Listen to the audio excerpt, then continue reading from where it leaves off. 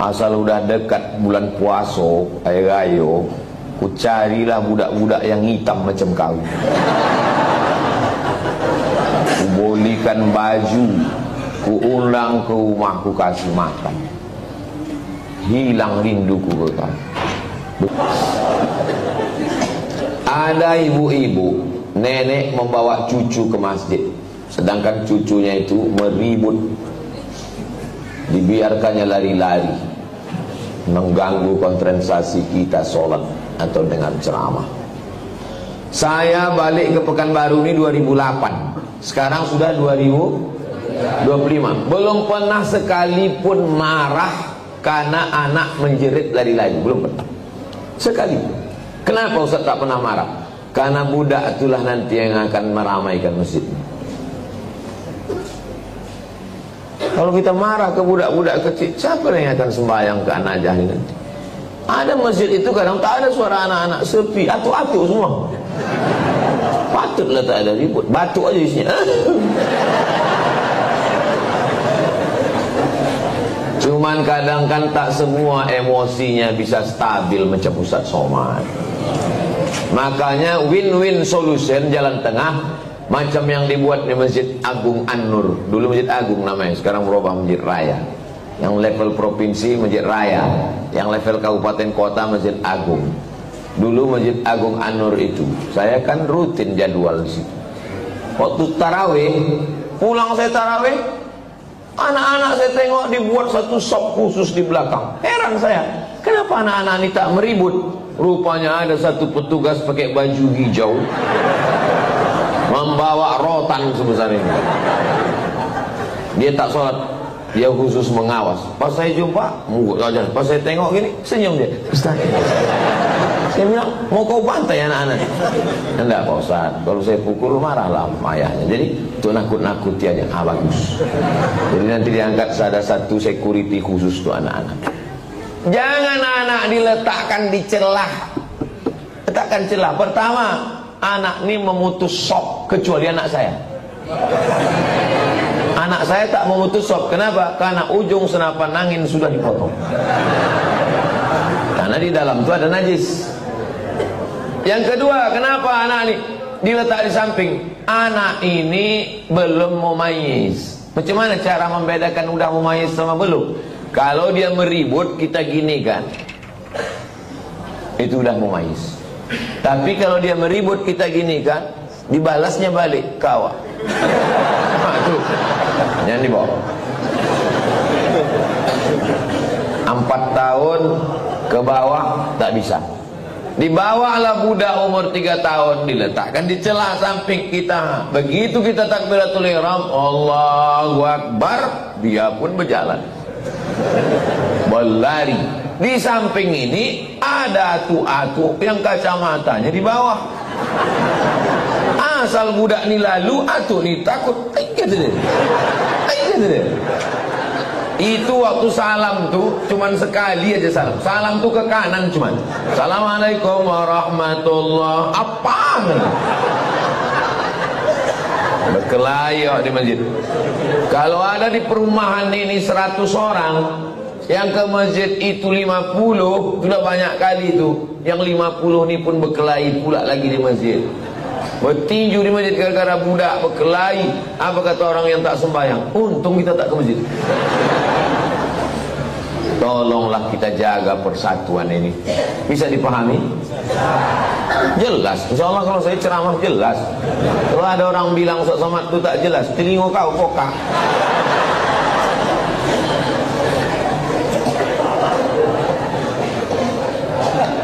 Bolehkah membaca Yasin di pemakaman Pak Ustaz?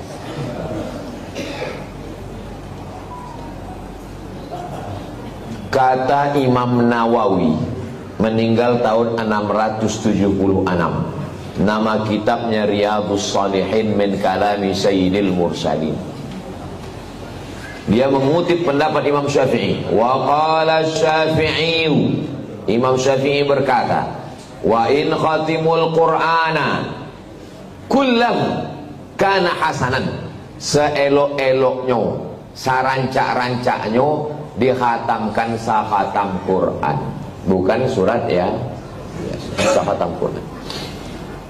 Saya tak bisa membacakan sekhatam Quran di makam emak saya, karena makamnya di Sumatera Utara. Saya mau pergi, saya membaca di rumah. Di makam saya minta ada orang membacakan sekhatam di makam almarhumah emak saya, mengamalkan fatwa Imam Syafi'i yang seelok-eloknya dikhatamkan, dikubur itu sekhatam. Kalau tak sanggup sekhatam, maka bacalah hatinya Al-Quran. 30 juz 114 surat tuh, mana hatinya? Wa qalbul Quran ya. Itulah mengapa kalau kita ziarah kubur membaca surat ya. Ada 3 hati.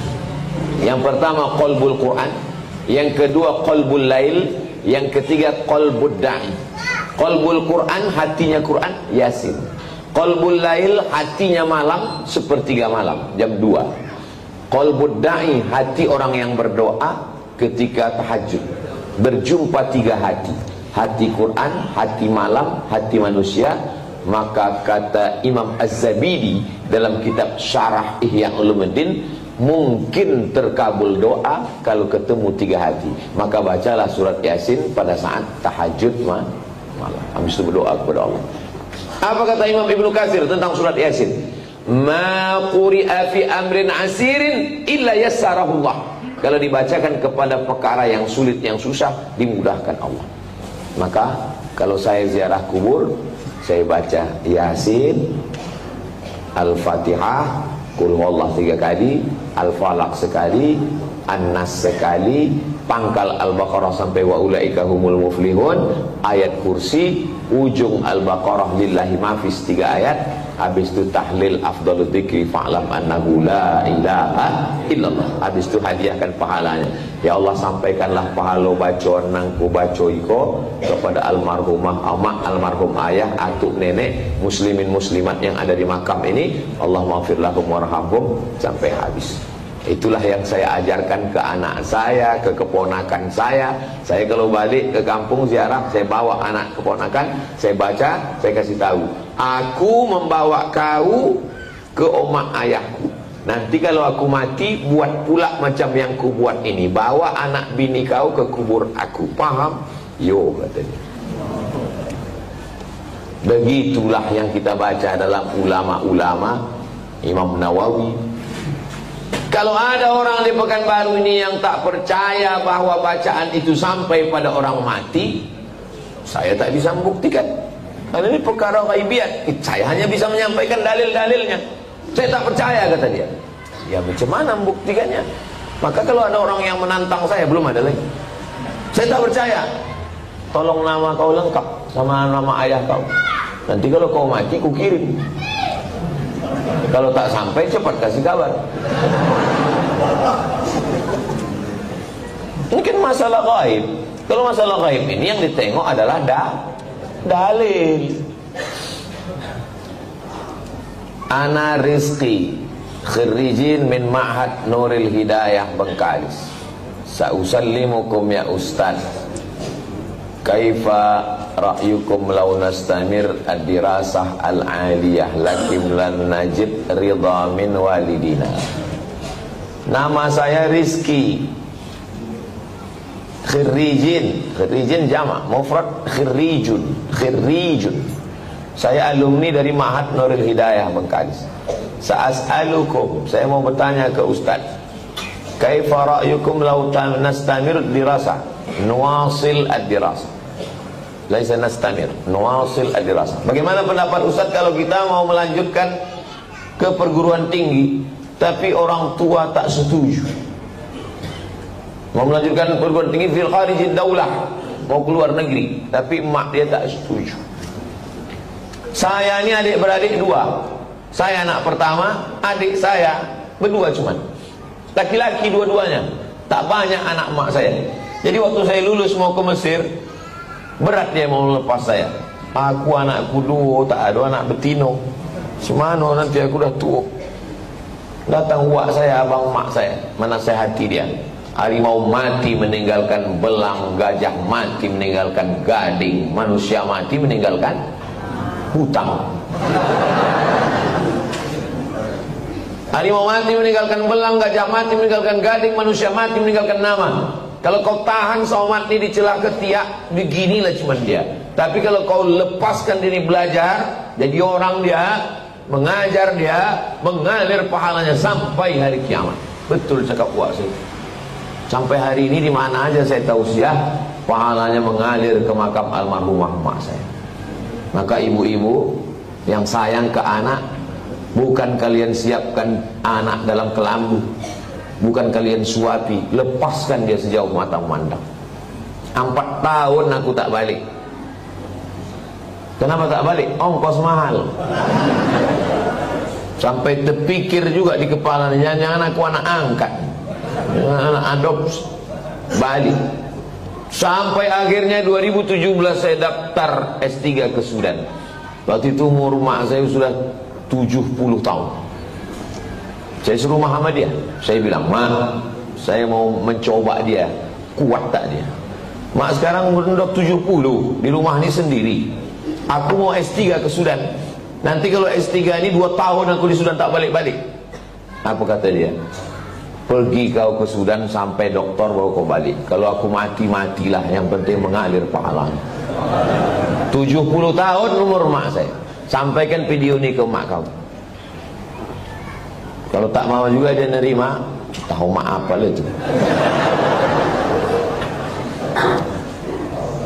Ibu kalau sayang sama anak, lepaskan dia sejauh mata mandang.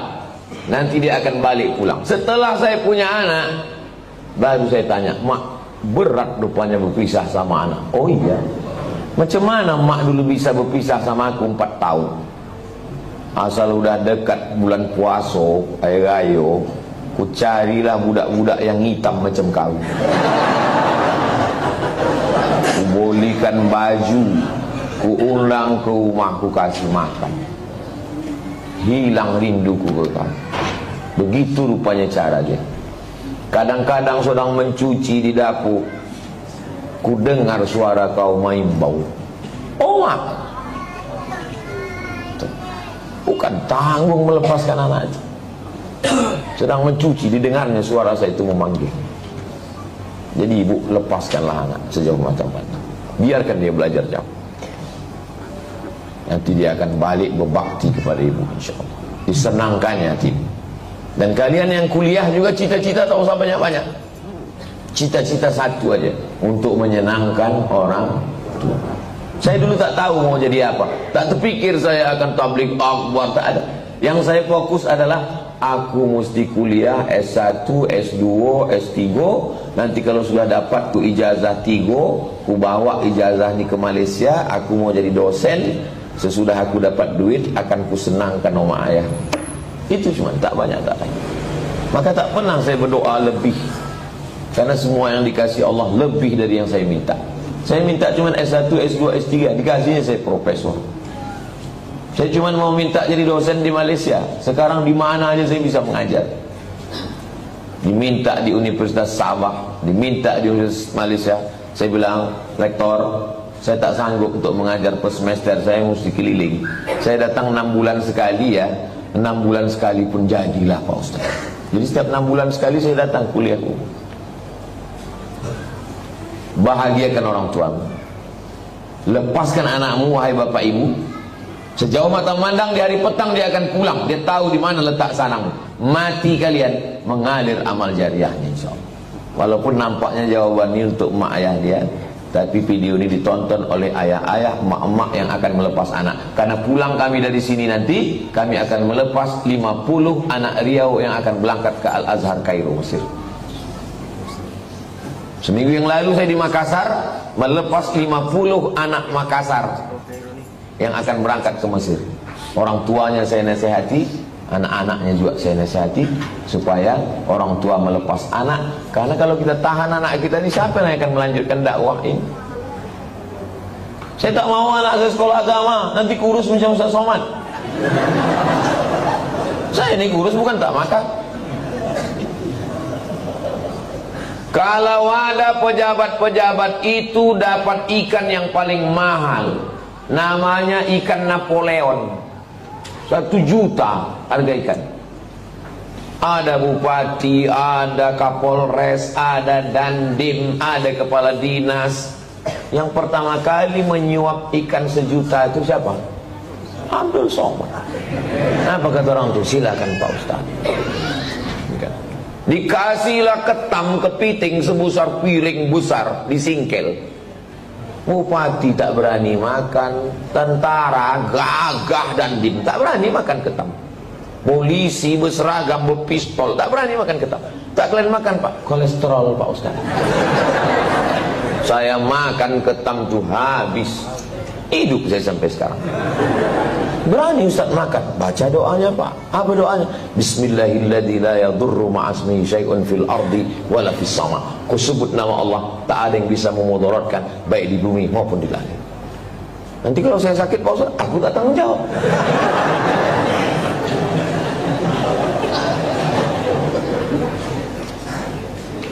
Definisi mengganggu tetangga itu bagaimana Pak Ustaz? Apalagi kita di komplek perumahan. Mengganggu menurut syariat Islam, bukan mengganggu menurut perasaan. Kalau menurut perasaan, perasaan ini lain orang, lain kepala, lain orang, lain hatinya. Saya terganggu tuh dengan tetangga saya ini Pak Ustaz. Kenapa kau terganggu? Bininya cantik kali. Cantik ciptaan Allah. Jadi yang maksud mengganggu itu adalah kalau bertentangan dengan syariat Islam. Saya terganggu dengan tetangga saya ini Pak Ustaz. Kenapa? Melihara anjing dia Pak Ustaz. Oh, dalam Islam melihara anjing hanya boleh untuk menjaga kebun dari pencuri. Tempat kita aman, rumah rapat, maka tak ada alasan. Maka kita lapor ke RT RW, musyawarah, dudukkan bersama. Kadang jamaah ini mau mengambil hukuman segera. Saya racun aja lah Pak Ustaz. Dipasang racun. Rupanya anjing itu tak makan. Ini makan kucing, awak mati. Ini musyawarahkan. Wa amruhum syura bainahum. Hari libur, hari Ahad, rumah dekat-dekatan, dipasanglah lagu bum bam bum bam bum bam. Belilah earphone. Berapalah harga earphone? Dengar sendiri. Bum bam. Jadi pasang satu komplek. Kan tak semua orang suka lagu. Apalagi di situ ada orang-orang tua yang jantungnya tak kuat. Mendengar itu, kata dia mati. Ini mengganggu. Menurut syariat pun tak betul. Nah, maka menurut syariat agama Islam, rumah berdekatan, sempadan cuma dinding, dinding pun tak penuh ke atas, ditanamlah pula pokok mangga pas. Buahnya apa tak asal menengok meniti air. Nah, ini mesti menjaga. Maka kata Nabi, idza tabakhta, kalau kau masak fa'aksir ma'aha, banyakkan kuahnya. Pesan Nabi ke tetangga, kalau kau masak banyakkan kuahnya. Untuk apa? Berbagi ke tetangga, menyambung tali silaturahmi. Kata almarhumah mak saya dulu, kalau tak menjulur labu, tak menjulur kundur. Ini pokok labu, ini pokok kundur, sama-sama ditanam. Menjulur itu maksudnya keluar pucuknya. Keluar pucuk labu, keluarlah pucuk kundur. Kalau tak keluar pucuk labu, tak keluar pucuk kundur. Apa maksudnya? Kalau tak kedatang makanan kita, tak datang pula makanan orang. Halus pepatah orang. Bagikan makan. Kata Nabi kuah, tapi yang pula gara-gara ceramah ni kuah aja. Dulu sebelum Ustaz datang berbagi ayam kami, sudah Ustaz kuah aja lagi. Gara-gara Ustaz Somad. Tahadu tahabu, saling berbagi hadiahlah kamu, maka kamu akan berkasih sayang. Malam Jumat jumpa wirid Yasin. Dulu begitu orang jumpa, sekarang udah tak ada lagi jumpa. Jumpa pun di acara pesta nikah walimah udah tak bisa bertanya lagi. Dulu kau tanya, siapa menantu kau ni? Macam-macam mirip. Ini anak Pak Fulan. Oh, tak mana juga mau balanci-lancian ni rumahnya jauh. Sekarang tak bisa lagi ngobrol. Pasti tanya, itu anak siapa? Apa? Anak siapa? Suara musik. Bum bam bum bam bum bam. Tak ada lagi silaturahim. Pasti tanya, itu menantu kau? Apa? Tak ada lagi silaturahim. La salam wala kalam. Alhamdulillah, Masjid An-Najah ni tempat kita bersilaturahim. Datang ke masjid, buat wirid Yasin malam Jumat, baca Yasin habis maghrib. Habis itu habis isya acara makan bersama. tak ada duit, kumpul iuran. Di Malaysia itu setiap masjid itu ada dapurnya. Saya perhatikan, setiap masjid ada dapurnya, ada dandang besar dan bisa masak. Tidak usah masak yang repot-repot, masak nasi minyak, nasi mandi. Karena ayam nyembur satu situ kumpul makan bersama. Di Malaysia itu ceramahnya tak terlalu banyak. Ceramah sedikit aja, makan yang lama. Tempat kita ceramahnya panjang. Habis selesai keluar lami kecil-kecil. Di tempat lain. Kalau dia Najah ni tak tahu kita. Kita tengoklah. Saya menikah dengan seorang duda. Sudah 10 tahun pernikahan ini saya belum punya anak. Saya mempunyai anak sambung, anak sambung. Saya menyayangi dan mencintai seperti anak kandung saya. Anak sambung saya selalu meminta doa dan ridho dari saya. Apakah doa saya akan diijabah? Karena saya bukan ibu kandungnya. Dan jika saya meninggal nanti, saya tak ditakdirkan untuk punya anak. Apakah doa anak sambung saya nanti sampai ke saya, Pak Ustaz? Yang pertama, ibu sama anak kandung tuh sama anak sambung ini sampai mati tak bisa menikah. Karena menjadi mahram mu'abbad namanya. Mahram mu'abbad menjadi mahram kekal selama-lamanya. Karena sudah menjadi menikah sama ayahnya. Itu yang pertama. Yang kedua, wudu tak batal dalam mazhab Syafi'i. Yang ketiga, seandainya saya lewat di kuburan di depan Hotel Mutiara Merdeka dekat Leton, saya mau pergi nih, lewat kuburan itu saya baca doa, Assalamualaikum ya ala diyar minal mu'minin wa inna insyaallah bikum lahiqun yarhamullahu mustaqdimin wal mustakhirin nasallallahu wa lakumul afiyah Allahumma fir lahum warhamhum. Doa saya sampai apa tak sampai? Doa saya sampai apa tak sampai? Sampai. Padahal saya tak kenal sama orang itu. Sampai doa. Apalagi anak sambung. Kenapa ragu doa tak sampai? Oh, jadi doa sampai Pak Ustaz. Sampai. Lalu apa makna dalam hadis itu? Waladun salihun. Maksudnya amal saya kepada orang mati itu sampai. Bukan tak sampai. Amal kita ini semua kepada orang mati sampai. Kalau tak sampai amal kita kepada orang mati, tak ada sholat jenazah. Sholat jenazah itu amal orang hidup apa orang mati? Orang hidup untuk orang mati. Jadi kalau ada orang mengatakan amal orang hidup tak sampai kepada orang mati, nanti pas dia mati jangan sembahyangkan. Bisikkan kau dulu bilang tak sampai kan? Tak sampai kok. Amal orang hidup ini sampai ke orang mati. Terus Pak Ustaz itu katanya anak yang soleh. Masih fokus nih, masih fokus. Ini Abdul Somad. Abdul Somad ini kalau mati amalnya kan putus semua kan? Putus kan? Masih bisa dia ceramah? Putus. Masih bisa dia sholat sunat Isra? Tapi ada 3 amalnya yang dulu tak putus. Yang pertama, shadaqatun jariyah. Disumbangkannya 2 sak semen ke Masjid An-Najah. Putus atau tak putus? Tak putus. Karena setiap hari orang sholat mengalir ke dia. Itu kan amal dia dulu. Yang kedua, ilmun yuntafa'u bih. Ceramah dia di Masjid An-Najah. Ceramahnya itu dulu atau sekarang? Dulu. Habis mati tetap mengalir, diamalkan oleh jamaah. Yang ketiga, anaknya. Anaknya itu kan amal dia itu. Yang ketiga, inilah orang bingung. Anaknya kok amal dia Pak Ustaz? Kalau bini itu cuma ditengok aja bisa dia hamil.